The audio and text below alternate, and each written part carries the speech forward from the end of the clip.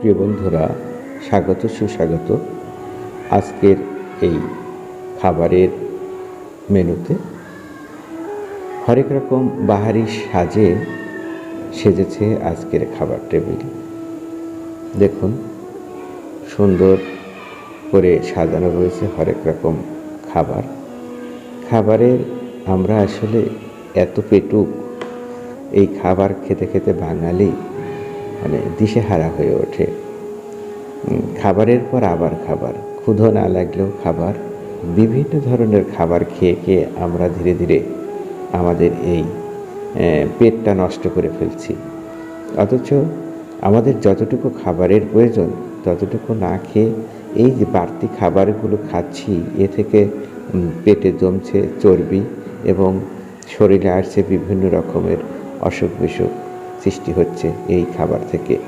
আর আজকের খাবার কি আসলে খাবার নয়, এটা বিভিন্ন বিষাক্ত জিনিসপত্র, কীটনাশক সার দিয়ে তৈরি করা হয় এই সমস্ত খাবার, যা খেলে আমাদের প্রতিনিয়ত বিভিন্ন রোগে আমরা ভোগান্তি ভোগ করছি।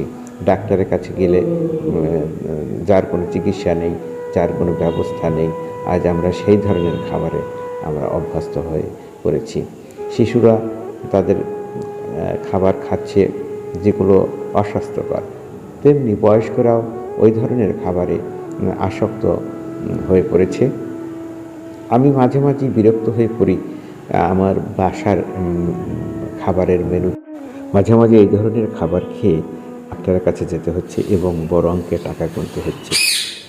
আমি সবাইকে অনুরোধ করব, এই তেলুক জাতীয় এবং চর্বি জাতীয় খাবার থেকে আমরা বিরত থাকি এবং আমাদের স্বাস্থ্যকে সুন্দর রাখি।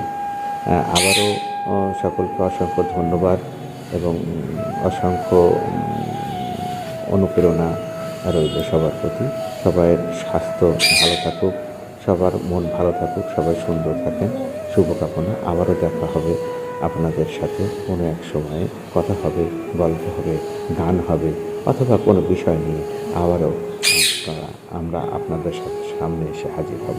ধন্যবাদ সকলকে, অসংখ্য ধন্যবাদ।